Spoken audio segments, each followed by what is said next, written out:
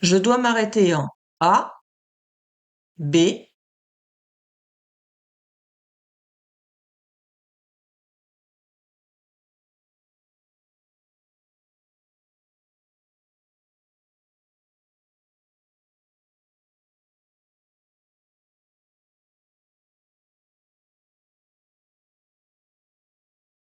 alors, on peut voir qu'on a un feu rouge. Donc, on oublie le panneau céder le passage. On prendra en compte que si le feu ne fonctionne pas. Donc là, on l'oublie. Donc, on a un feu rouge avec la ligne d'effet du feu qui est ce niveau-là. Là, les pointillés, ça veut dire qu'on doit s'arrêter à cette hauteur-là si on veut respecter le feu. Ça, c'est pour pas être trop avancé dans l'intersection, au cas où il y a un poids lourd qui arrive et qui prenne de la place pour tourner. Il pourra tourner et revenir dans sa voie sans qu'on le gêne. Après, on a un panneau qui nous dit interdit de s'arrêter et stationner. Alors, je vous rappelle qu'un arrêt, c'est pour descendre un passager ou pour prendre un passager, ou alors sortir ou mettre des bagages dans notre véhicule. Donc là, si on s'arrête au feu rouge, c'est pas considéré comme un arrêt parce que je ne descends pas un passager, par exemple. Donc je peux m'arrêter moi au niveau du feu sans aucun problème. Donc je m'arrête pas au niveau du A à cause du panneau, mais je vais m'arrêter au niveau du B parce que le feu est rouge et que ma ligne d'effet est ici. Donc ça sera réponse B. J'aborde un sens giratoire, réponse A, un rond-point, réponse B. Je dois céder le passage au véhicule venant de gauche. Oui, réponse C. Non, réponse D.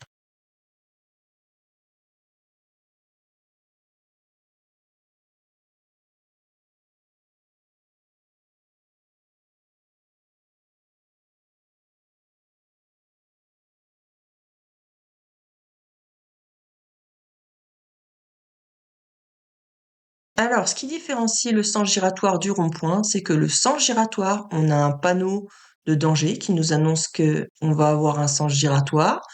À l'entrée, on aura un panneau de nouveau qui nous dira céder le passage avec un marquage au sol de céder le passage.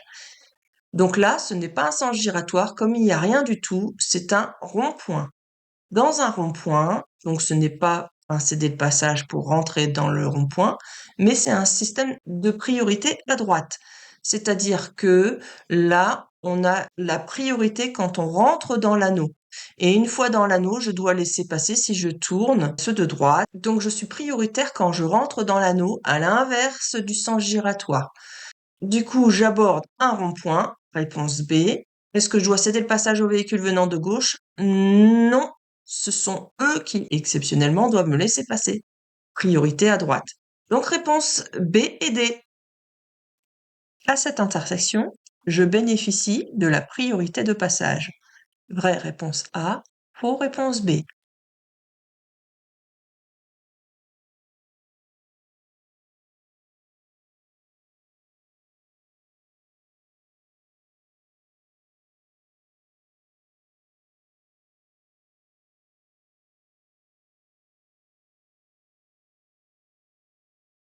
Donc, pour connaître la règle de priorité de passage, il suffit de regarder s'il y a des panneaux ou des marquages au sol. Et là, on voit rien. Pas de panneau, pas de marquage au sol qui me dit stop ou céder le passage. Donc, c'est bien une priorité à droite. Donc, à cette intersection, est-ce que je bénéficie de la priorité de passage? Non, puisque je dois laisser passer ceux de droite. Donc, c'était réponse B. Les véhicules venant d'en face ont aussi le feu vert. Vraie réponse A, faux réponse B.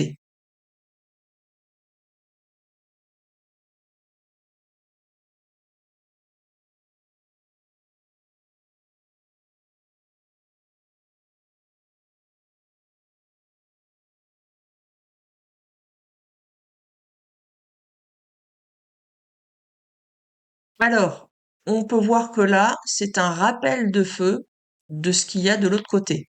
Donc, quand la croix est rouge, ça veut dire que leur feu est rouge.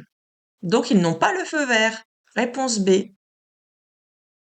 Ce panneau m'oblige à aller tout droit à l'intersection. Vraie réponse A. Faux réponse B.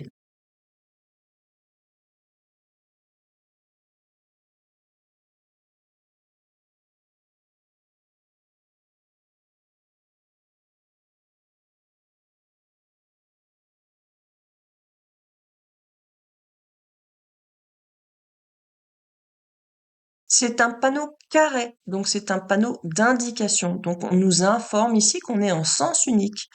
Le panneau obligation d'aller tout droit, c'est celui-ci avec une forme ronde. Donc surtout ne pas confondre les deux. Donc là, est-ce qu'il m'oblige à aller tout droit à l'intersection? Non, réponse B. La signalisation m'informe de la présence d'un passage piéton. Réponse A. De la présence d'une intersection. Réponse B. D'une obligation de tourner à droite. Réponse C. D'un contournement obligatoire par la droite. Réponse D.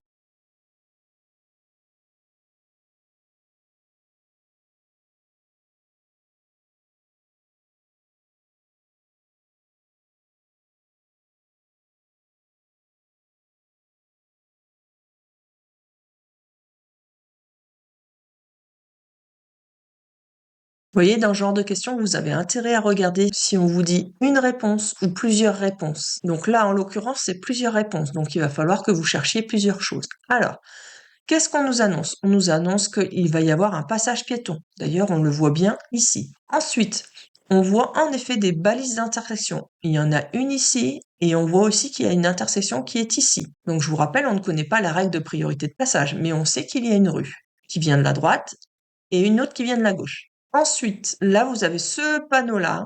Et ce panneau-là, c'est une obligation de contourner par la droite. Quand il y avait le zoom tout à l'heure, on devinait qu'il y avait un terre-plein ici.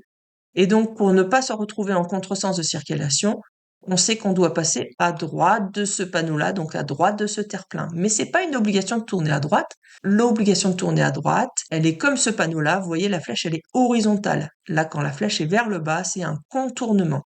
Donc, c'était réponse A, B et D.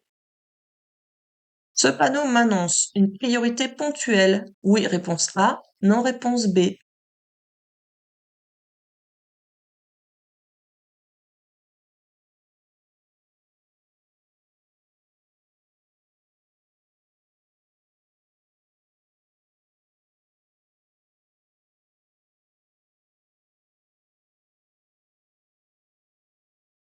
Le panneau priorité ponctuelle, c'est ce panneau-là. Ça veut dire qu'on est prioritaire, on bénéficie de la priorité de passage uniquement à la prochaine intersection. La suivante, on ne sait pas ce qui se passera. Là, ce panneau-là veut dire route à caractère prioritaire. Ça veut dire que sur toute cette route-là, je suis prioritaire. Qu'il y ait une intersection dans 100 mètres, une autre dans 200 mètres et puis une autre dans 500 mètres, toutes ces intersections-là, je serai prioritaire jusqu'à ce que je rencontre le panneau fin de route à caractère prioritaire. Donc c'est ce panneau-là qui est barré. C'est donc pas une priorité ponctuelle, mais toute la route qui est prioritaire. Donc c'était réponse B. La majorité des accidents mortels se produit temps de brouillard, réponse A, par temps de pluie, réponse B, par beau temps, réponse C.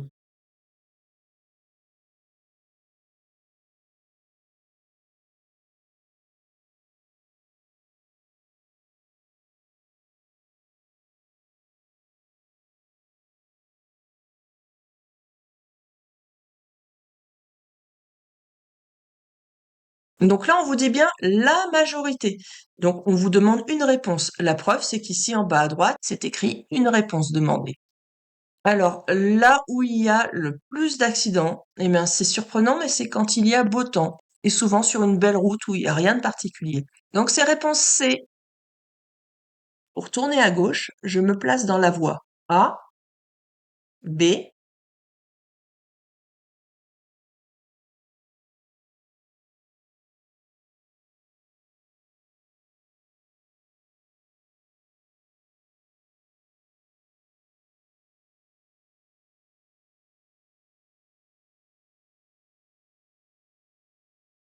donc là, on n'a pas de panneau qui nous dit sens unique. Et puis pareil, on voit pas de panneau, de poteau à l'envers, hein, des panneaux qui seraient ronds et qui nous diraient sens interdit. Il n'y a rien. Donc, comme il n'y a aucune signalisation, ici on est en double sens de circulation, donc quelqu'un peut venir en face. Donc, pour tourner à gauche, je dois rester dans la voie B, réponse B. Je peux stationner juste derrière ce véhicule blanc. Vrai, réponse A. Faux, réponse B.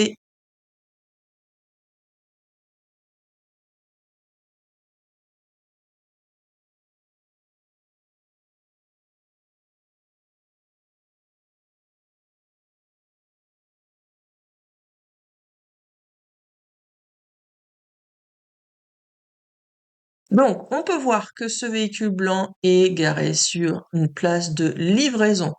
Et c'est bien confirmé que c'est interdit de stationner, sauf pour la livraison. Donc nous n'avons pas le droit de stationner ici.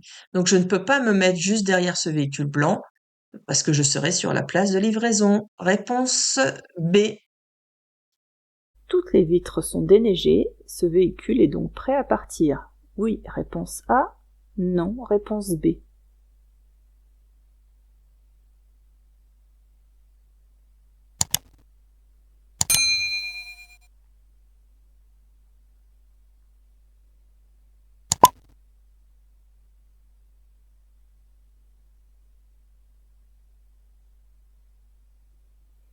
On voit bien là que toutes les vitres sont bien en effet déneigées, donc on pourrait se dire qu'il est prêt à partir.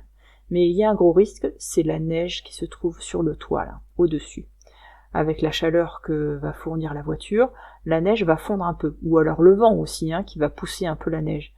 Si la neige fond, il y a un gros risque que le bloc de neige descende très gentiment sur le pare-brise et que les essuie-glaces ne pourront pas faire partir ce bloc de neige, donc lui ne verra plus rien.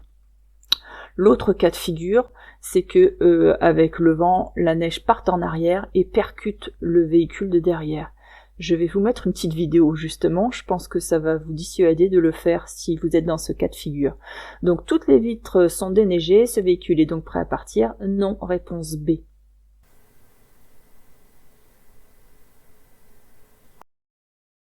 J'allume les feux de détresse dans la situation numéro 1.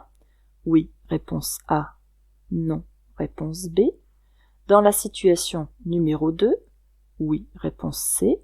Non, réponse D.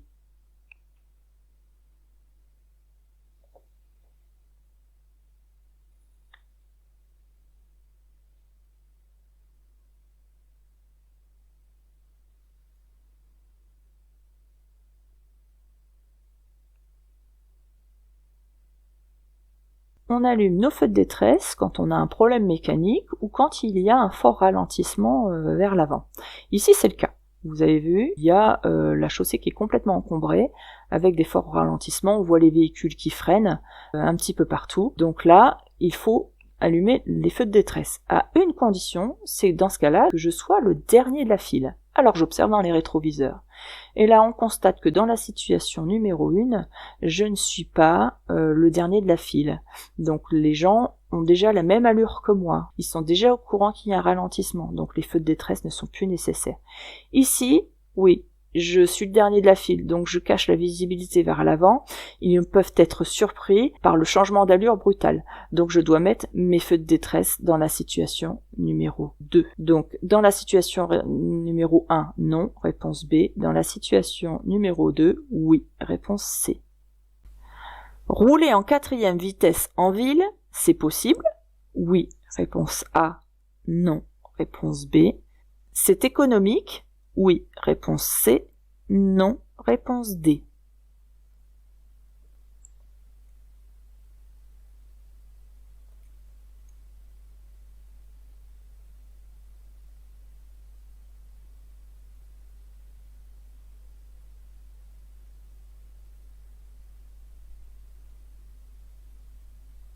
Donc je sais pas si vous savez, mais rouler en ville, en voiture, c'est ce qui coûte le plus cher. C'est environ à peu près 30 centimes d'euros du kilomètre. Donc pour économiser et puis polluer moins aussi, il est tout à fait possible de mettre la 4e sur des axes comme ça par exemple, où vous avez quand même une visibilité qui est assez large, une distance où vous pouvez maintenir suffisamment longtemps les 50 km/h. Dès que vous avez atteint les 50 km/h, vous mettez votre 4e. Et donc ça sera plus économique. Donc là, c'est réponse A et C. Je reste où je suis. Réponse A. Où je m'écarte. Réponse B.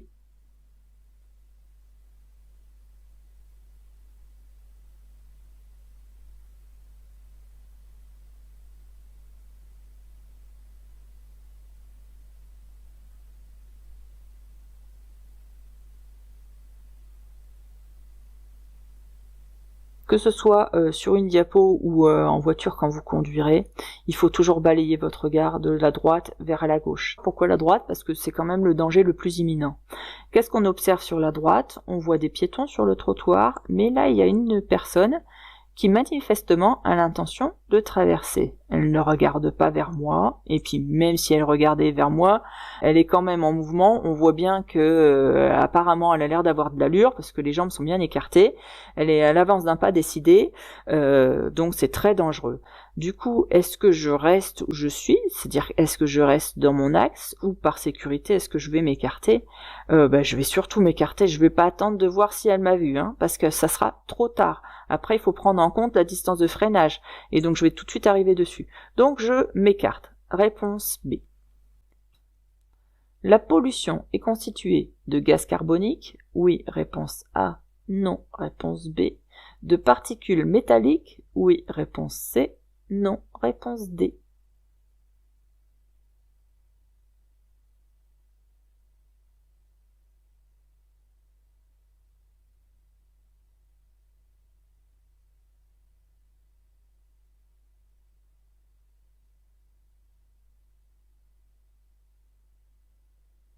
Alors, toutes les voitures polluent, mais pas de la même manière. Les petites cylindrées polluent un petit peu moins que les gros cylindrés.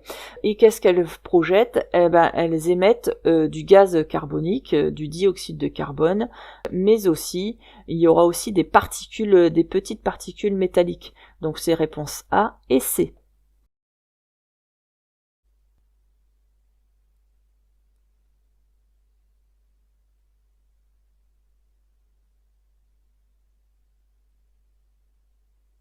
Je peux dépasser ce cycliste en franchissant la ligne continue.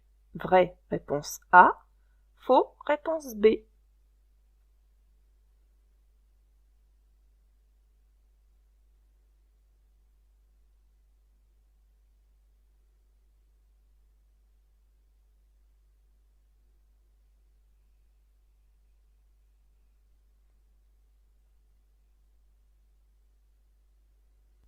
Alors là, dans cette question, on nous demande si je peux dépasser ce cycliste en franchissant la ligne continue.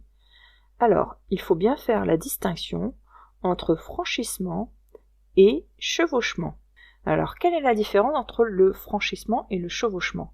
Si je vous dessine une ligne continue, le chevauchement, c'est quand vous vous mettez à cheval, c'est-à-dire que là, vous avez votre voiture qui est une partie sur le côté gauche et une partie sur le côté droit. Donc vous avez pas toutes les roues qui sont de l'autre côté. Ça, c'est le chevauchement.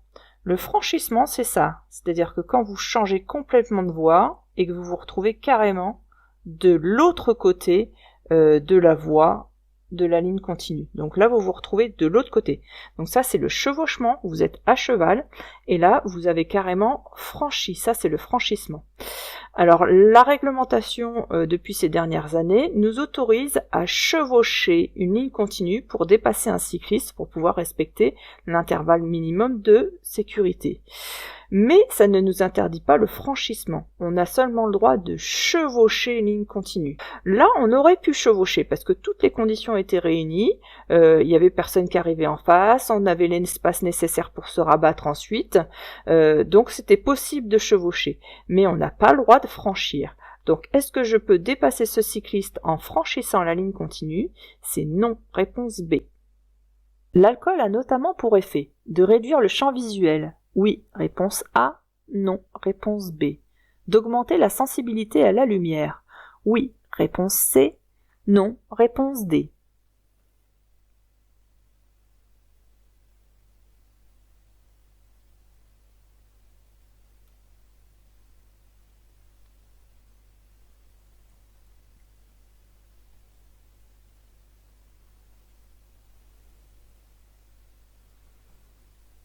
Alors, l'alcool provoque différents symptômes. Ça provoque la réduction du champ visuel, l'endormissement, et ça provoque aussi l'allongement du temps de réaction. Mais en plus de ça, ça augmente la sensibilité à la lumière. La personne, elle aura tendance à détourner son regard ou même à fermer les yeux pour éviter un éblouissement. Même si la voiture d'en face est en feu de croisement, elle sera assez vite éblouie. Donc là, c'était réponse A et C. Sur une autoroute à 3 voies, l'interdiction aux poids lourds de circuler sur la voie la plus à gauche permet de fluidifier le trafic. Oui, réponse A. Non, réponse B.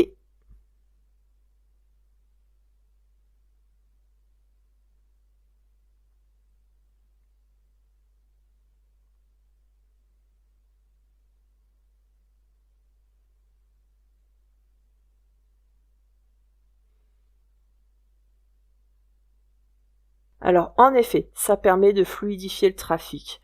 Pourquoi? Parce que si la voie de gauche, c'est pour les véhicules qui vont un peu plus vite. Si les poids lourds utilisent la voie la plus à gauche, en règle générale, ils roulent moins vite. Donc, ils vont provoquer un ralentissement et donc un risque d'accident. Donc, c'est pas uniquement pour fluidifier le trafic, mais c'est pour aussi éviter les risques d'accident. Donc là, c'était réponse A. La somnolence au volant peut être due à un manque de sommeil, réponse A, à la prise de certains médicaments, réponse B, à l'absence de pause sur long trajet, réponse C, à une discussion avec un passager, réponse D.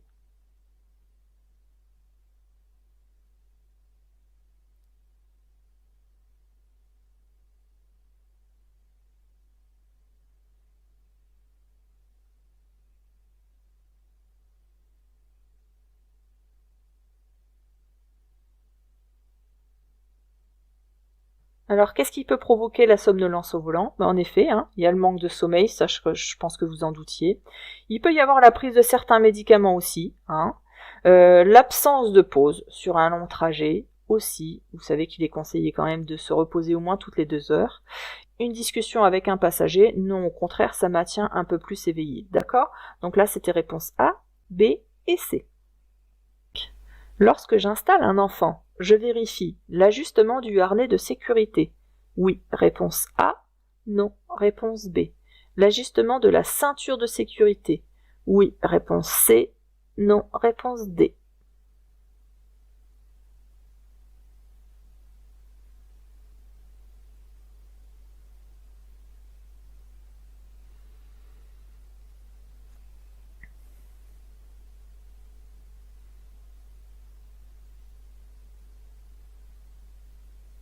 Alors en effet, il faut bien vérifier si le harnais, ce qui tient là, de sécurité, est bien fixé, et si la ceinture de sécurité est bien ajustée aussi. D'accord? Il faut vérifier les deux. Donc là, c'est réponse A et C. Nous sommes le 16 du mois, je peux stationner du côté impair des maisons. Oui, réponse A. Non, réponse B.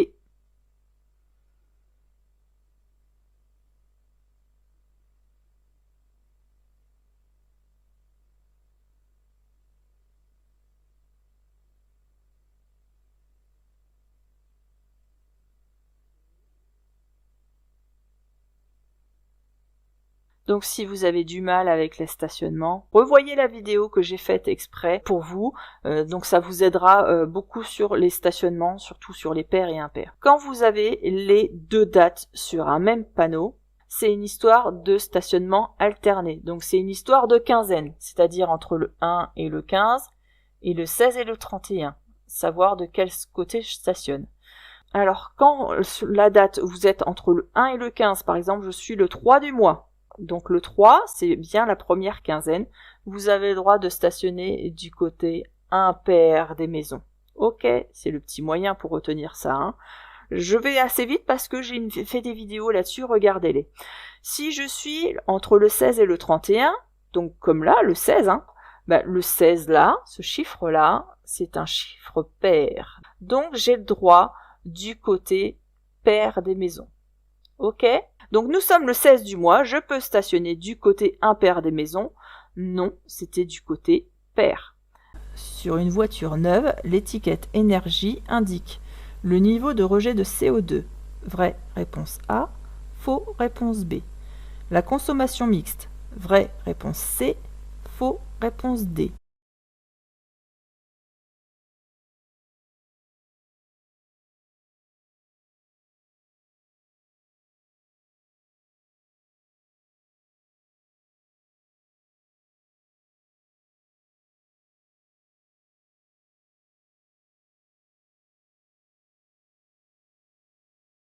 et c'est vrai pour les deux. Ça nous indique le niveau de rejet de CO2 et la consommation mixte. Je vous avais demandé de réviser cette étiquette consommation énergie pour voir tout ce qu'il y avait dedans. Mais la consommation mixte, c'est la consommation mélangée entre la ville et la route. Pas que la ville et pas que la route, c'est un mélange de ville et route. Donc là, c'était réponse A et C. Je vais rencontrer un endroit fréquenté par les enfants. Réponse A, un passage pour piétons. Réponse B. Je ralentis. Oui, réponse C. Non, réponse D.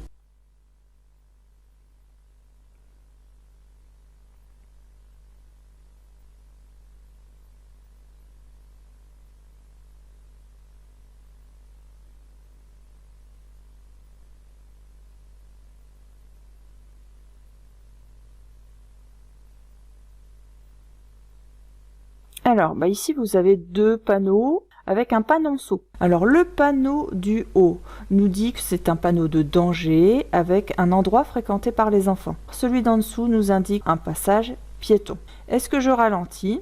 Il va falloir ralentir aussi parce que ce sont des panneaux de danger. Donc, qui dit danger dit adapter son allure, donc ralentir.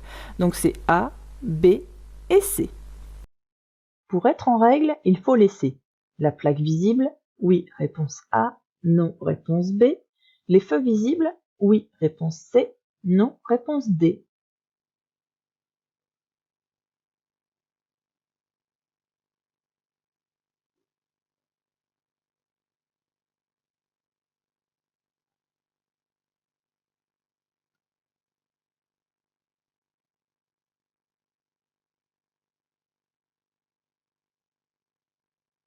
Vous devez absolument voir la plaque d'immatriculation visible ici et les feux à l'arrière visibles. C'est pour éviter tout risque d'accident, de surprendre celui qui est derrière, parce qu'il risque de ne pas voir, par exemple, que vous allez freiner ou que vous avez mis votre clignotant pour tourner. Donc, si vous avez mis à l'arrière cache la visibilité sur tout ça, il va falloir rajouter tout le nécessaire sur votre chargement de manière à ce que ce soit bien visible. Ça, c'est obligatoire. Donc, pour être en règle, est-ce qu'il faut laisser la plaque visible? Oui, parce qu'elle doit toujours être vue par les forces de l'ordre. Ensuite, pour les feux, il doit toujours être visible pour des raisons de sécurité. Donc là, c'était réponse A et C. Une bonne vue permet de circuler la nuit sans être gêné. Oui, réponse A. Non, réponse B.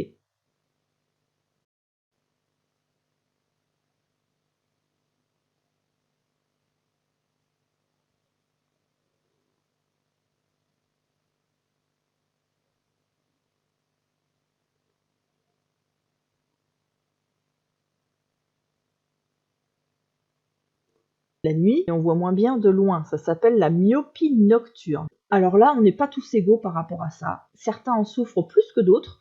Donc là, c'était, est-ce qu'une bonne vue permet de circuler la nuit sans être gêné? Non, on est forcément un peu gêné, donc c'est réponse B. Avec un véhicule équipé d'ABS, les distances d'arrêt sur sol sec sont fortement réduites. Oui, réponse A. Non, réponse B.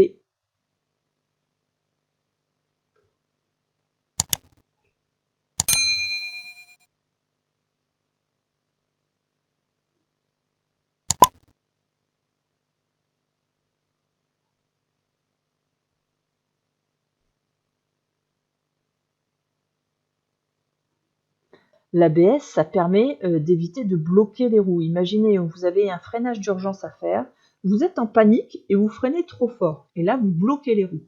Et si les roues sont bloquées, là, votre voiture, elle va déraper. Du coup, votre distance de freinage va vraiment se rallonger. Par contre, si vous êtes capable d'avoir un super bon freinage, ça sera aussi efficace que quand vous utilisez l'ABS. Donc l'ABS empêche de rallonger les distances de freinage, mais ça ne les raccourcit pas. D'accord ? Ça évite d'empirer la situation uniquement. Donc là, c'était est-ce que les distances d'arrêt sur sol sec sont fortement réduites grâce à l'ABS? C'était non, réponse B. Les voitures possèdent obligatoirement une roue de secours. Oui, réponse A. Non, réponse B. Je vérifie régulièrement la pression de cette roue. Oui, réponse C. Non, réponse D.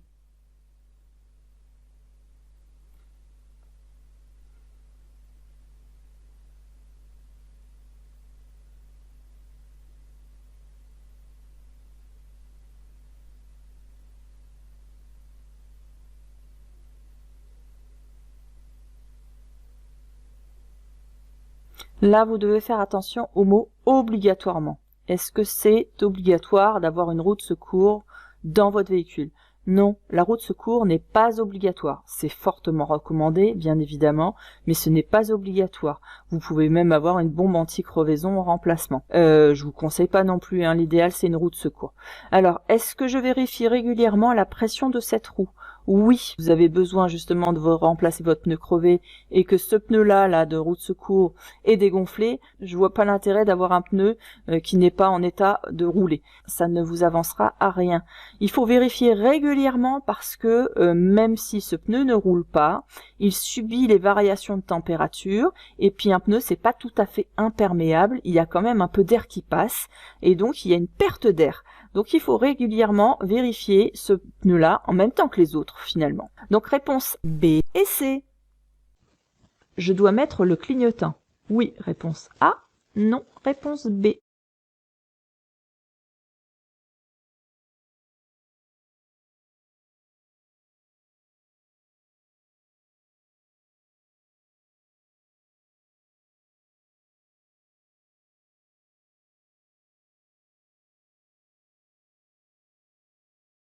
On peut voir que on a un virage avec pas d'éclairage, donc quasiment pas de visibilité. On a un piéton qui est sur le bord de la route, donc qu'est-ce qui se passe? Il va falloir que je m'écarte. Derrière moi, on voit un véhicule qui me suit de près. Moi, comme je suis devant la voiture qui me suit là, je vais cacher la visibilité sur le piéton. Donc celui de derrière, à mon avis, il ne peut pas voir le piéton qui est en train de circuler là sur le bord de la route. Donc c'est bien de mettre un clignotant pour prévenir qu'il y a un obstacle et que je vais m'écarter. Ensuite, je n'ai pas des masses de visibilité en face. Pour l'instant, je ne vois pas de phare, je ne vois pas de véhicule. Mais je vais quand même mettre aussi mon clignotant. Comme ça, si un véhicule arrive en face, il sait que je suis en train de m'écarter ou que je termine un dépassement et donc fera beaucoup plus attention aussi. Donc dans tous les cas ici, je dois mettre un clignotant. Donc en fait, en résumé, je mets un clignotant à gauche si je dois tourner, si je dois dépasser ou si je dois m'écarter. Donc réponse A. La voiture blanche est correctement stationnée. Oui, réponse A. Non, réponse B.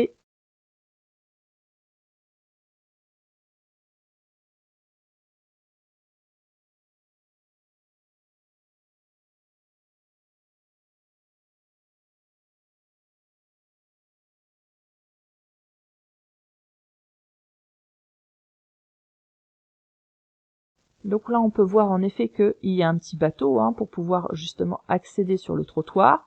Avec une séparation, il n'y a pas de marquage au sol, mais il y a une séparation entre les piétons et la zone de stationnement. Certainement qu'en amont, il y avait un panneau qui nous autorisait à stationner. Donc, on a le droit de s'arrêter et de stationner sur cette zone-là. Là, c'est possible. Là, on peut. Par contre, ici, nous sommes en agglomération. Vous avez vu, il y a des maisons partout. La règle en agglomération est qu'on a toujours le droit de stationner ou de s'arrêter, mais uniquement dans notre sens de circulation. Donc, toutes les voitures, normalement ici, doivent être garées dans ce sens-là. Toutes. Et là, qu'est-ce qu'on constate? C'est que cette voiture-là, elle n'est pas garée dans le bon sens de circulation. Elle a fait un contresens pour venir se garer ici. Et ça va être dangereux aussi pour ressortir parce qu'elle va refaire un contresens. Donc ça, c'est interdit. C'est obligatoirement dans notre sens de circulation. Donc c'était réponse B. Dans cette situation, je cède le passage, réponse A, je passe, réponse B.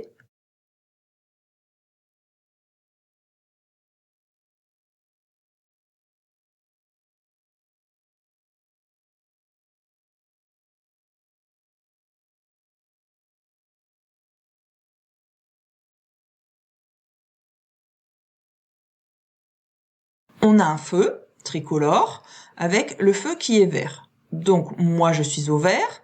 En toute logique, ceux d'en face sont au vert. D'ailleurs, la petite croix rouge n'est pas allumée, donc ils devraient être au vert.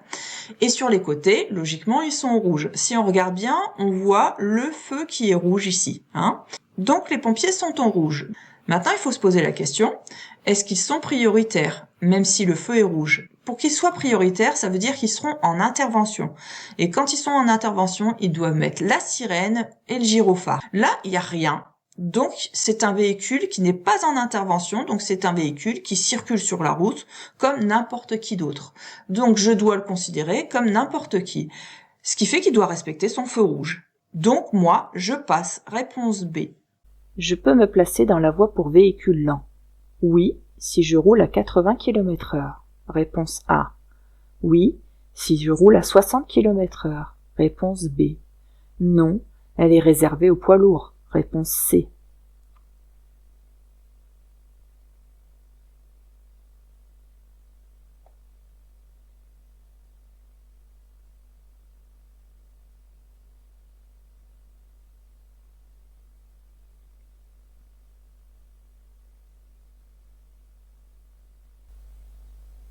Donc on reconnaît bien la voie pour véhicule lent. En plus du panneau, on a le marquage au sol, là, une délimitation en ligne discontinue, large, assez resserrée, vous voyez, donc ça signifie bien que c'est une voie pour véhicule lent.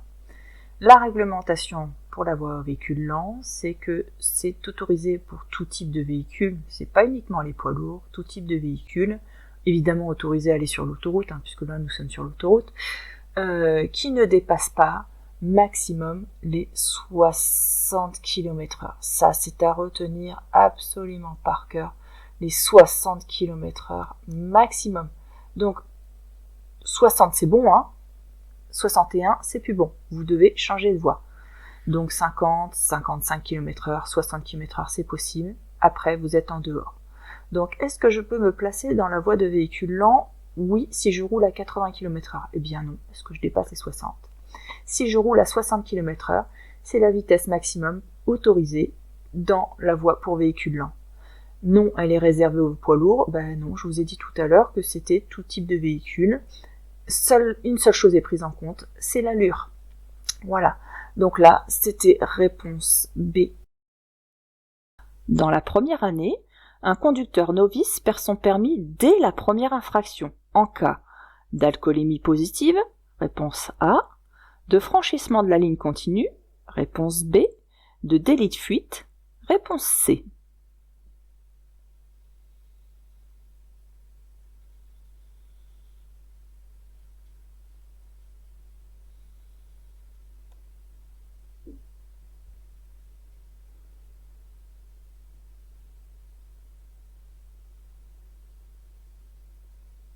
Donc ce que je vais vous dire, c'est à apprendre par cœur. Donc s'il faut, faites pause et notez ça sur un papier pour l'apprendre par cœur. Il faut savoir que dès 0,2 g par litre de sang, donc, ou alors 0,1 mg par litre d'air expiré, un jeune conducteur peut perdre son permis dès la première infraction, puisqu'il n'a que 6 points à la base. Le délit de fuite a de lourdes conséquences. Il risque un retrait de 6 points sur son permis, et il sera donc invalidé. Et il risque aussi une amende de 75 000 € au maximum, et ça peut aller jusqu'à 3 ans d'emprisonnement. Le franchissement d'une ligne continue, quant à lui, c'est sanctionné par 3 points sur son permis de conduire. Donc il lui reste alors que la moitié des points. Donc il faut qu'il fasse un stage de sensibilisation de 2 jours. Donc là, c'était réponse A et C. C'est dans ces cas-là où il ne lui reste plus rien du tout. L'obtention du permis B permet de conduire une voiture à boîte automatique. Oui, réponse A. Non, réponse B. Une voiture à boîte manuelle. Oui, réponse C. Non, réponse D.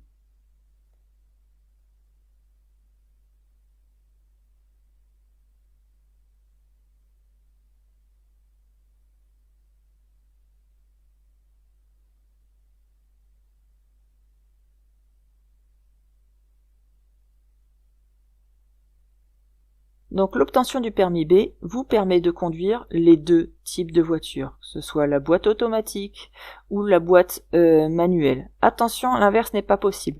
Si vous passez le permis B en boîte automatique, vous ne pouvez pas conduire une boîte manuelle tant que vous n'avez pas fait le stage de formation pour pouvoir conduire ensuite la boîte manuelle. Ça sera spécifié sur votre permis de conduire. Donc là, c'était réponse A et C. Suite au contrôle technique, une vignette figure obligatoirement sur le pare-brise. Oui, réponse A. Non, réponse B.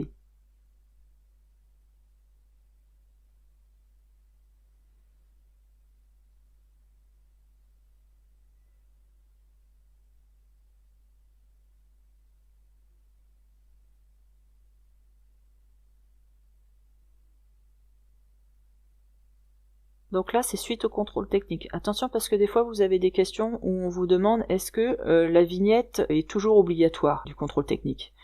Et on vous précise pas si c'est après un contrôle technique ou pas. Dans ce cas-là, c'est pas toujours obligatoire parce que les premières années, vous savez qu'il n'y a pas de contrôle technique. Attention à la subtilité. Bon, là, on nous précise que c'est suite au contrôle technique. Donc, une vignette figure obligatoirement après le contrôle technique, comme celle-ci, sur le pare-brise. On doit la mettre sur le côté droit du pare-brise, d'accord ? En bas à droite, de manière à ne pas gêner la visibilité du conducteur. Et comme ça doit être visible aussi à tout moment en cas de contrôle de force de l'ordre. D'accord ? Donc là, c'était réponse A. Quel est le meilleur comportement ? Je reste dans cette voie, réponse A. Je change de voie, réponse B.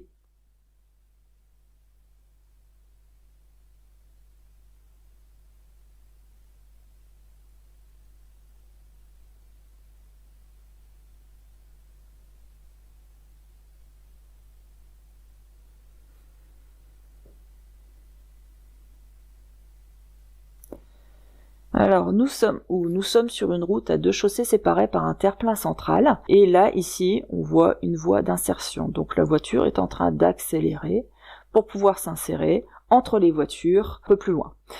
Si moi, je reste dans cette voie, je risque de me retrouver dans son angle mort. Je suis pas loin d'être dans son angle mort.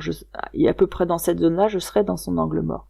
Comme dans mon rétroviseur, il y a personne dans la voie de gauche, je peux, moi, m'écarter un petit peu. Évidemment, je vérifierai mon angle mort aussi avant, mais je vais pouvoir m'écarter et prendre la voie de gauche pour lui faciliter son insertion, d'accord ? Dès que je peux faciliter l'insertion des autres, je n'hésite pas.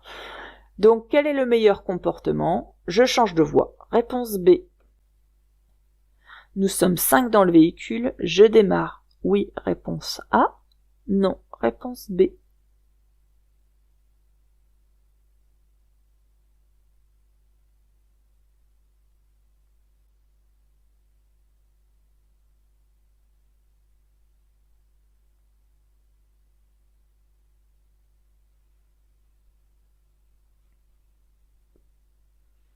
Donc on me précise que nous sommes 5 dans le véhicule et je vois qu'il y a 2 personnes qui n'ont pas leur ceinture.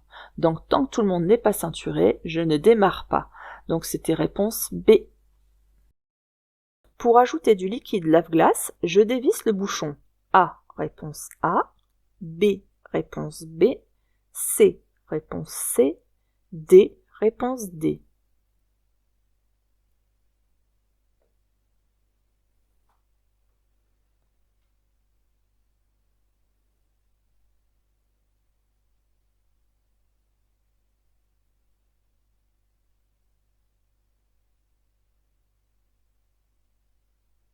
Donc là, sur le A, c'est pour le liquide la glace. Pour le B, c'est tout ce qui est liquide de refroidissement. Quand vous avez une petite température comme ça, c'est le liquide de refroidissement. Pourquoi vous avez le petit panneau attention danger ? C'est parce qu'il faut surtout pas ouvrir à chaud. Ensuite, vous avez le C. Donc ça, c'est le petit symbole du freinage, surtout à faire par un professionnel. C'est pour ça que vous avez le petit symbole danger aussi. Et ensuite, vous avez le bouchon D, là, qui indique le remplissage d'huile moteur. Donc là, c'était réponse A. Cette étiquette permet de connaître le bruit de roulement émis par ce pneu. Oui, réponse A. Non, réponse B.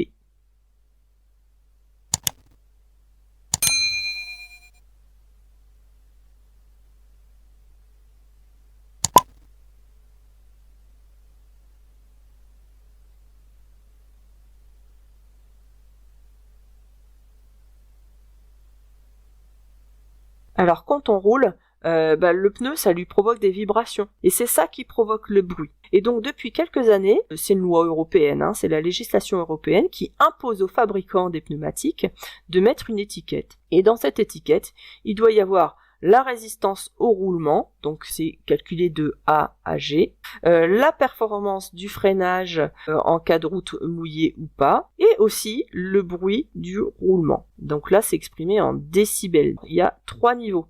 Là, c'est sur le premier niveau, donc il est assez silencieux ce pneu. Si les 3 sont colorés, c'est que le bruit du pneu est assez important. Donc là, c'était réponse A. Conducteur depuis 6 mois, ma vitesse maximale autorisée est de 90 km/h, réponse A, 100 km/h, réponse B, 110 km/h, réponse C, 130 km/h, réponse D.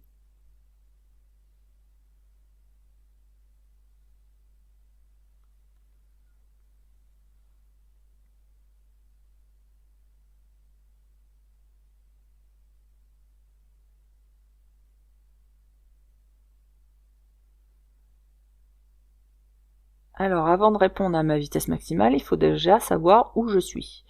Alors, on voit un panneau bleu, mais on n'est pas sur l'autoroute. Pourquoi? Parce qu'il y a aussi des panneaux d'autres couleurs, et que surtout, là, c'est ça, hein.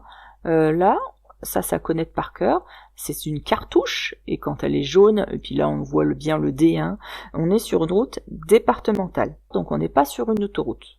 On est limité à 110 km/h, et un jeune conducteur, pour lui, ça sera 100 km/h. Donc je suis, moi, jeune conducteur, puisque c'est précisé dans la question, donc je suis limité au maximum à 100 km/h. Réponse B. Je suis au volant en conduite accompagnée, donc là AC. Mon accompagnateur peut subir un test d'alcoolémie. Oui, réponse A. Non, réponse B.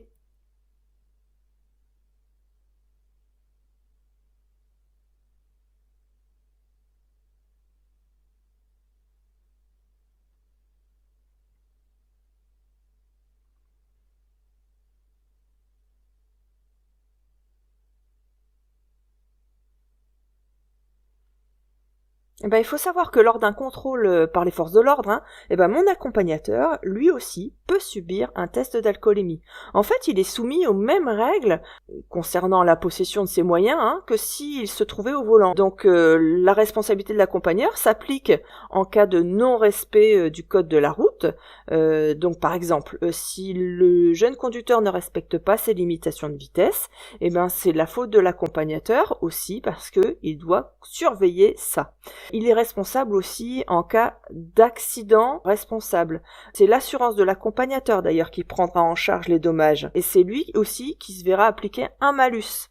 Et puis il est responsable aussi en cas de contrôle routier. Et l'accompagnateur doit toujours avoir sur lui les différents papiers qui pourraient lui être demandés au moment du contrôle routier. Donc le permis de conduire, la carte grise. Et il ne doit pas non plus avoir ni bu, ni être sous l'emprise de stupéfiants, par exemple. Donc là, c'était réponse A.